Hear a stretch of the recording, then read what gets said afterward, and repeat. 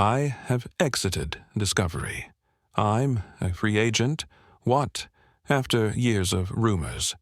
Richard Rawlings is finally coming clean. The fast and loud star admits he's been hiding a dark secret that explains everything. Why his marriage has failed, why he suddenly sold his car collection, and why Discovery really canceled his show. At 55, he's finally ready to tell the truth about what happened in that $6 million legal battle. And trust us, it's way worse than anyone imagined. Richard Rawlings was born on March 30th, 1969, in a working-class neighborhood in Fort Worth, Texas. Long before he became a TV personality and automotive mogul, his world already revolved around cars. One of the earliest photos of him shows a small boy sitting proudly in a pedal-powered Volkswagen Beetle.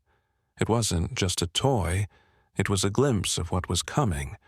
While most kids were watching cartoons on Saturday mornings, Richard had a different routine. At 3 a.m, when most of the city was still asleep, he'd get up and head out with his dad to deliver newspapers.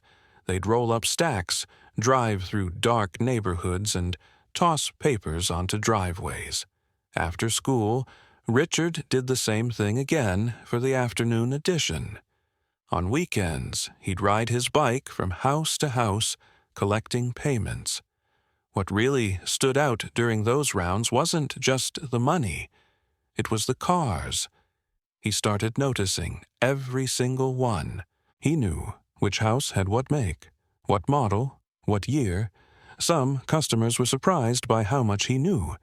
His answer was always simple. I ride by your house twice a day, most days of the week. How wouldn't I know what's in your driveway? His father, who worked 2 or sometimes 3 jobs, always made sure he had one thing for himself: a car or a motorcycle. That single toy was his reward. And that lesson stuck. Richard watched and learned. If you wanted something special, you had to earn it. By the time he was 14, Richard bought his first car. It was 1983. The car was a green 1974 Mercury Comet. He paid for it with money he'd saved from years of newspaper routes. Most kids were dreaming about turning 16. Richard was already driving. Well, not legally, but that didn't stop him. That Comet wasn't just a ride. It was a statement. At school, he'd burn rubber in the parking lot doing donuts just to show what it could do. His classmates still talk about it. Despite the ugly green color, he thought it was the coolest car ever made. Things moved fast after that. By senior year in 1987, he was already on his 3rd car. This time, it was a black 1977 Bandit Trans Am. It looked like something straight out of Smokey in the Bandit, and it made him the go-to car guy at Eastern Hills High School. But it wasn't just about showing off. He was flipping cars, too, buying, fixing, selling. Before graduation, he had already flipped around 20 different vehicles. He made more doing that than most teens earned with part-time jobs, and he wasn't guessing. He had an eye for spotting deals, improving them just enough, and convincing people to pay more than he did. It was the foundation of everything that came later. In the early 90s, when he was just 22, Rawlings faced something much more serious. He was driving a 1965 Ford Mustang, 2+2 Fastback, a classic muscle car with the kind of roofline collectors dream about. One night, while cruising through a rough area near Oakland Boulevard in Fort Worth, he was ambushed by carjackers. They tried to pull him out of the driver's seat. Richard fought back.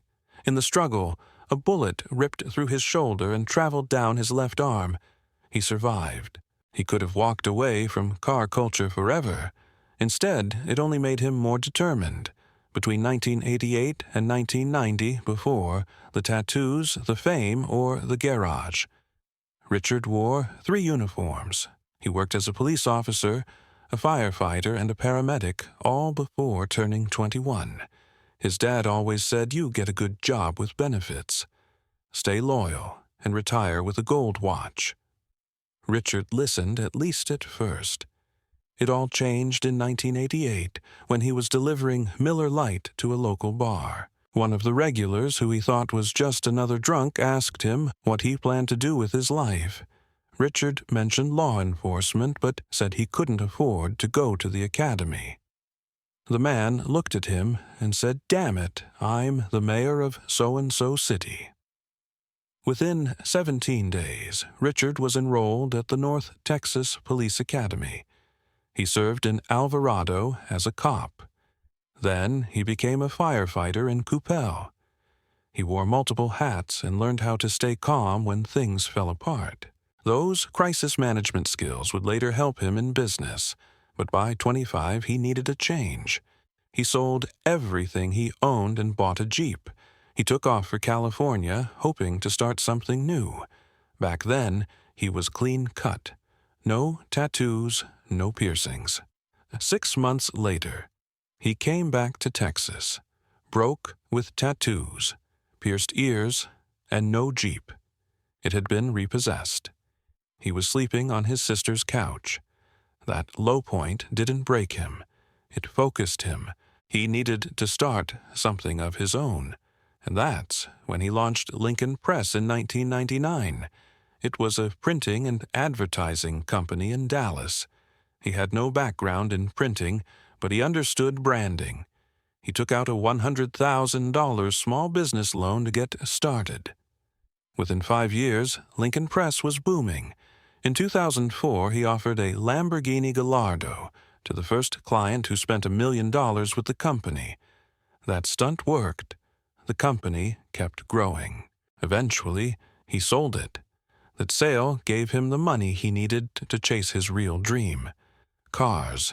When Richard Rawlings launched Gas Monkey Garage in Dallas back in 2002, things didn't exactly take off. The shop was small. It didn't even have running water or air conditioning, and it was built using money from the sale of his earlier business, Lincoln Press. It was a rough start. Rawlings had the passion but not the resources. Still, he believed in what he was building. So he and his small team hit the road, traveling to car shows, trade events, and rallies across the country, doing whatever it took to get the name Gas Monkey out there. In May 2007, he and his friend Dennis Collins set out to break one of the most legendary records in car culture, the Cannonball Run. The original record, set in 1979, stood at 32 hours and 51 minutes. That was the time it took to drive a coast-to-coast from New York City to Los Angeles, with nothing but speed on the mind. The record was untouched for nearly 3 decades. On May 12, 2007, Rawlings and Collins decided to give it a shot. They skipped out on the planned Bull Run rally route from Montreal to Key West and instead aimed straight for the record. They drove a modified Ferrari 550 Maranello fitted with extra fuel tanks so they wouldn't have to stop as often. They left Manhattan under the cover of night and reached the Portofino Inn in Redondo Beach just 31 hours and 59 minutes later. They had done it. They broke a record that had lasted for 28 years, averaging 87.6 miles per hour across 208.1 miles of road. Not everyone believed it at first. Some questioned the route or compared it to the original runs. But even with the controversy, the feat stood out. It was bold, it was dangerous, and it was real enough to earn Rawlings a personal nod from Jay Leno, a moment that meant more than most people realized. Jay Leno isn't just a car guy. He's the car guy. His garage is filled with hundreds of classic and rare vehicles. His knowledge runs deep, and his respect in the automotive world is massive. So, when Leno recognized Rawlings for breaking the Cannonball Run record, it wasn't just praise. It was a powerful stamp of approval. This was years before Fast and Loud made Rawlings a household name, but that nod from Leno helped give him serious credibility in the car world, and Rawlings needed that credibility. Between 2002 and 2012, getting Gas Monkey off the ground was anything but easy. He poured every dollar he had into the business. He worked out of a garage with no air conditioning, no running water, and barely enough tools to get by. He had trouble finding good mechanics, struggled to track down the right parts, and had to fight just to keep the lights on. Every project was a risk. Every customer had to be earned. During that time, Rawlings started pitching his idea for a show. He wanted to bring car restoration to a wider audience. Not just gearheads, but families, kids, anyone who liked a good story with some horsepower behind it. But networks didn't bite. The idea felt too niche or too risky. So while waiting for a chance, he kept pushing the brand by hitting the road. More car shows, more meetups, more face-to-face connections. It was slow work, but it built something strong. By the time Discovery finally said yes, in 2012, the name Gas Monkey already carried weight in the car community. When Fast and Loud first aired on June 6, 2012. Nobody knew it would turn a Dallas garage into a global brand. At the center of it all was Richard Rawlings. Before the cameras showed up, he was just a guy running Gas Monkey Garage. After the show took off, he became a face recognized in over 200 countries. It wasn't just a hit in the U.S. The show was translated into 13 languages. That level of reach turned Rawlings into a major player in the entertainment world almost overnight. The concept was simple, but powerful. Rawlings and his team searched for forgotten classic cars. Most were beat up or barely running. They brought the cars back to life, made them shine, then sold them for profit. But what made the show stand out was its tone. While other shows leaned into heavy drama or targeted niche audiences, Fast and Loud aimed wide. Rawlings described it as something both kids and grandparents could enjoy. He didn't want to make just another car show. He wanted it to be fun and fast-moving, and he wanted everyone to feel welcome watching it. The strategy worked. Viewers got hooked on the cars, the builds, and the energy. But the real turning point came when Rawlings used that success to expand far beyond TV. He launched Gas Monkey restaurants, clothing lines, energy drinks, tequila, vodka, and more. The garage was still there, but now it was the foundation for something much bigger. By 2020, Rawlings had built an entire empire. Even though the show ended on June 8, 2020, after 16 seasons and 155 episodes, the brand was stronger than ever. The reason for the show's success came down to what Rawlings called his cash money formula. It was all about buying smart and selling smarter. He would travel across the country, find classic cars in rough shape, then use hard negotiation and quick cash to close deals fast. Sometimes he carried thousands of dollars with him, just to get a seller to say yes on the spot. He once said, "You can always buy a $10,000 car for $5,000 if you've got it in your pocket." That line wasn't just good TV. It was his real-life strategy, and it worked. One of the best examples of the formula in action was a Dodge Challenger build. Rawlings bought it for just over $40,000. The team poured $77,000 into the restoration, adding unique upgrades and features. When the car sold, it went for $150,000. That was a profit of $73,000 on a single flip.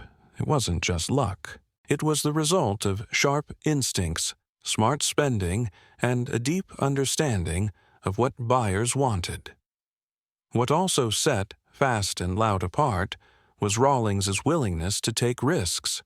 He often bought vehicles most people wouldn't touch, rust buckets, frame damage, cars that looked like they'd been forgotten for decades. Even his own team sometimes questioned his decisions, but Rawlings could see potential that others missed. One time, he bought a supercar for $400,000. It had serious mechanical issues after a failure with the previous owner. Still Gas Monkey Garage turned it around.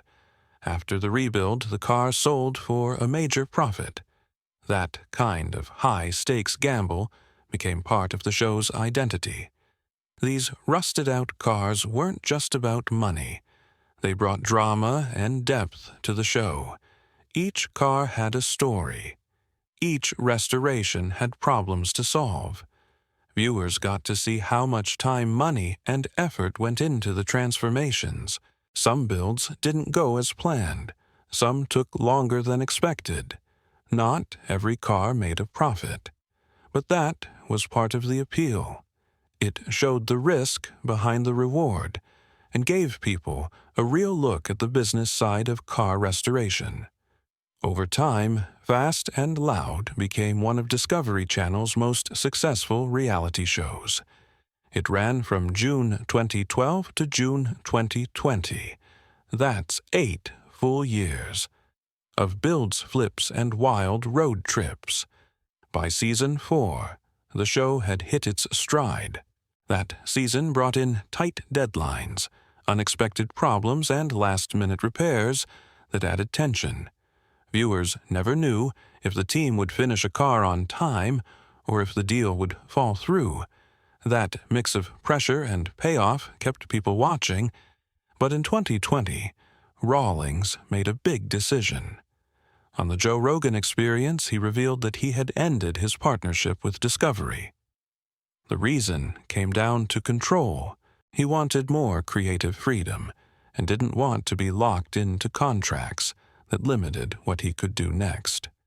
Leaving the network was a risk, but it also opened new doors. Since then, Rawlings has continued to build his brand through YouTube, new media projects, and the ongoing success of Gas Monkey Garage. Richard Rawlings had already built a name for himself in the automotive world, but in 2013, he decided to take his brand beyond cars and engines. That year, in September, he launched the first Gas Monkey Bar and Grill in Northwest Dallas. It was built on the site of the old Firewater Bar and Grill and covered 19,000 square feet. It wasn't just a restaurant. It was part music venue, part bar, and all attitude. The place could hold up to 200 people, and Rawlings made sure to bring in real experience to run it. He hired Alex Mendonza, who had managed the House of Blues in Las Vegas, to lead the operation as general manager. David Hollister came in as the culinary manager to shape the food side of things. The venue didn't just open quietly either. 2 days before the official launch, the American rock band Old 97s played the very first live show there. The place had style and energy right from the start. By March 2014, Rawlings was ready to go bigger. He opened a second Gas Monkey Bar and Grill, this time at Dallas Fort Worth International Airport in Terminal D. It was a smart move. Travelers passing through one of the busiest airports in the country now had a place to grab food, hear some music, and get a taste of the Gas Monkey. Brand Rawlings even spoke about wanting a third location outside the Dallas-Fort Worth area. He wasn't just experimenting. He was building something. The bar and grill became more than a restaurant. It turned into a hotspot where car culture, music, and nightlife came together. Later, that same year, in October 2014, Rawlings took things up a notch. Right across the street from the original bar and grill he opened, Gas Monkey Live. It was massive, 38,000 square feet, with room for 3,000 guests. Before Rawlings got hold of it, the place had been Toby Keith's I Love This Bar and Grill. He turned it into a full-scale concert venue built for big shows and big crowds. On opening night, punk rock legends Social Distortion took the stage. From there, the venue started pulling in huge acts and high-profile events. One of the most talked-about moments came in November 2014. Mötley Crüe performed a free concert there as part of their All Bad Things Must End tour. The event was called Dodge Rock's Gas Monkey, and it wasn't open to everyone. Only Dodge vehicle owners were allowed in. The event wasn't just a concert. It was also a showcase for Dodge's newest models, including the Charger SRT Hellcat and the Challenger SRT Hellcat. The entire night brought together speed, sound, and spectacle. Gas Monkey Live also hosted private events, VIP parties, and corporate functions. It had green rooms and flexible spaces that made it easy to use for more than just music. Even with all the success, the venue hit hard times. By May 2020, Gas Monkey Live closed its doors. Financial pressure from the COVID-19 pandemic made it impossible to keep going. The closure marked the end of a bold chapter for Rawlings's push into live entertainment, but it didn't slow down his ambition. Back in 2014, the same year Gas Monkey Live opened, Rawlings became the national spokesperson for Dodge. His face was suddenly everywhere. Commercials showed him behind the wheel, talking up Dodge performance and style. He was a familiar figure from Fast and Loud, and now he was helping Dodge sell cars across the country. One of the most memorable parts of this partnership was the Dodge Rocks Gas Monkey concert at his own venue. It was the perfect crossover. His love for cars, his music space, and a high-profile brand all coming together in one night. The deal helped Dodge connect with car fans while giving Rawlings a national spotlight. His influence in the auto world kept growing. Then, in 2019, he made another move, this time into energy drinks. But instead of building a company from scratch, he licensed the Gas Monkey brand. That way, he kept control of the image without taking on the costs of production. It was a smart decision. Gas Monkey Energy launched with 2 flavors, regular and light. The branding leaned into speed, power, and excitement. The same energy Rawlings brought to everything he did. By January 2025, the brand added a 3rd flavor called Tropical. It had a mix of mango passion fruit, pineapple lemon, and honey. It also kept away from high fructose corn syrup and artificial additives. The drink fit well with the lifestyle Rawlings promoted: bold, fast, and clean. The energy drinks were sold at convenience stores and online. They also appeared at major motorsports events, like the Indianapolis 500 and NHRA races. Richard Rawlings has always lived life in the fast lane, but while his career took off with roaring engines and TV fame, his personal life followed a bumpier road. Long before Fast and Loud and Gas Monkey Garage turned him into a celebrity, Richard got married for the first time. It was 1993. He was still trying to find his place in the automotive world. His first wife, Karen K. Grahams, came into his life during those early, uncertain days. The two got married that year, but the relationship didn't last. By 1994, they were divorced. The marriage had lasted less than a year. There was no fame yet, no fan base, no spotlight, just a young man chasing a dream and a marriage that ended before it really began. Not much is known about Karen. She stayed out of the public eye.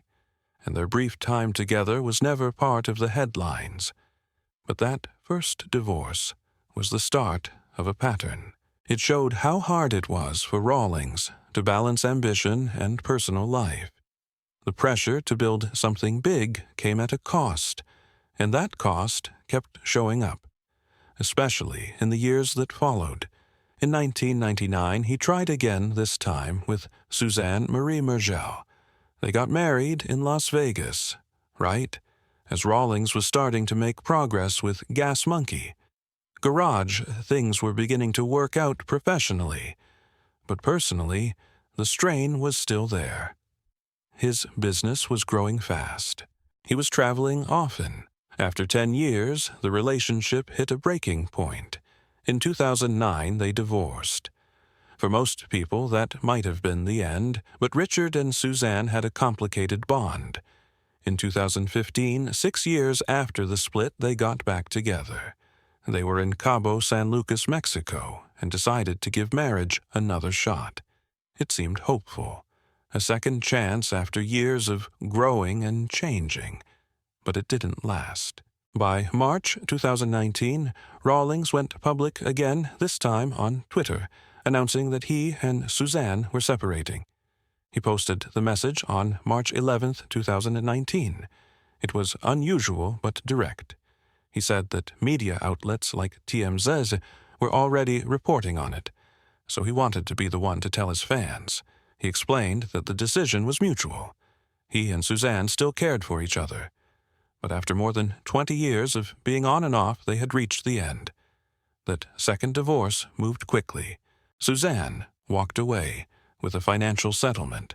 Rawlings paid her $300,000 in 2 parts.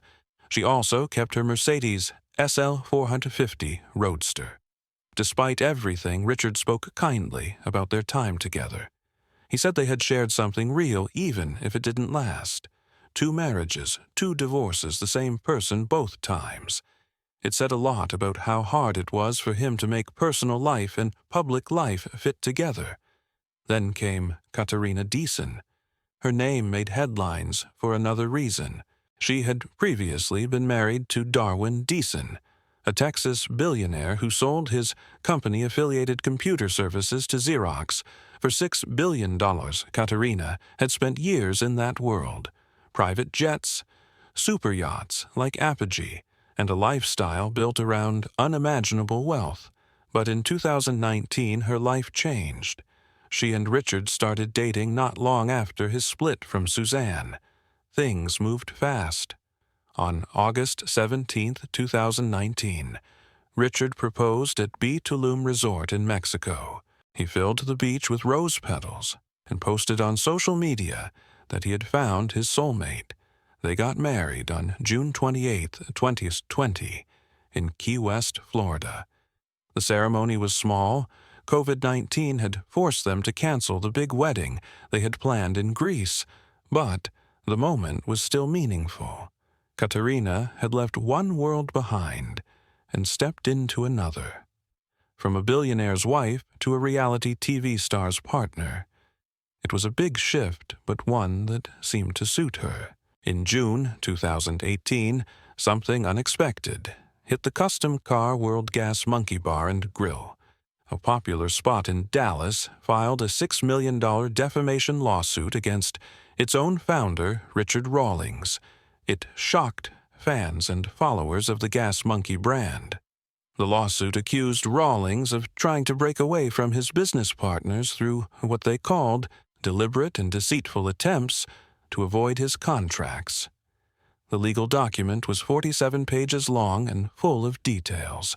It described how the relationship had started falling apart as early as May 2013, even before the bar opened.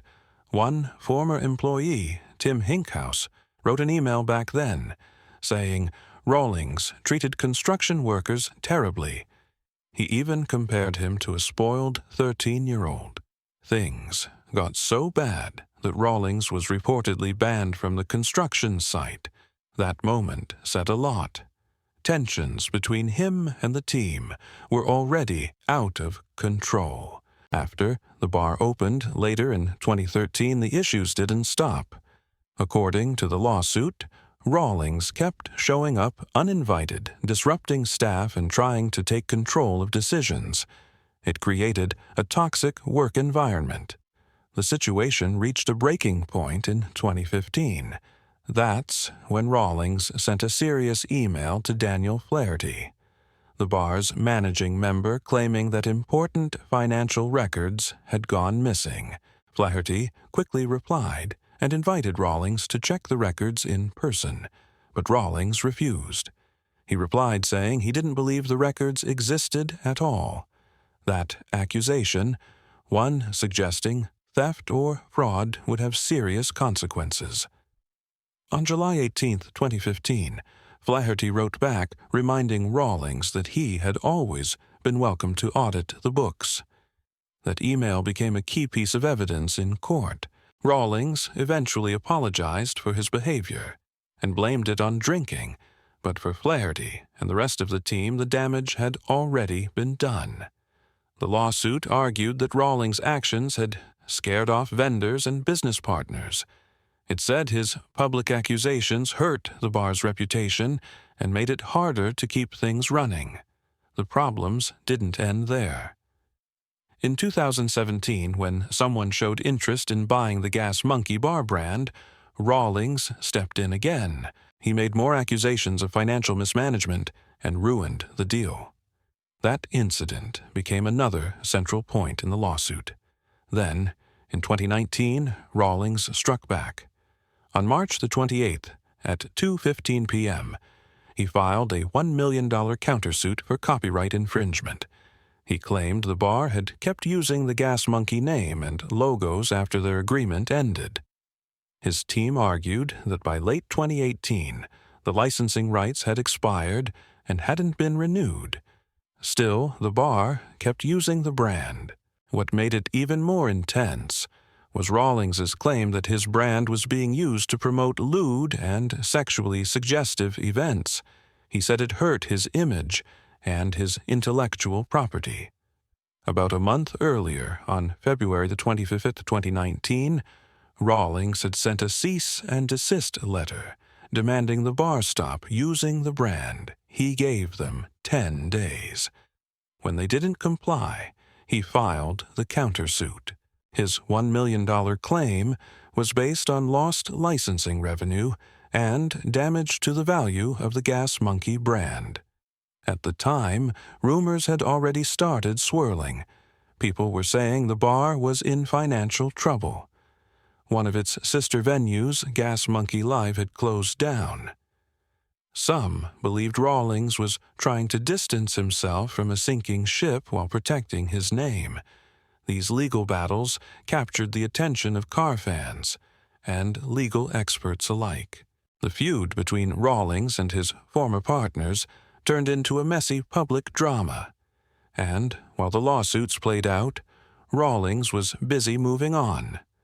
After Fast and Loud ended, he launched a podcast called Monkey Trap. It gave him a place to speak directly to fans and bring on guests from all kinds of industries.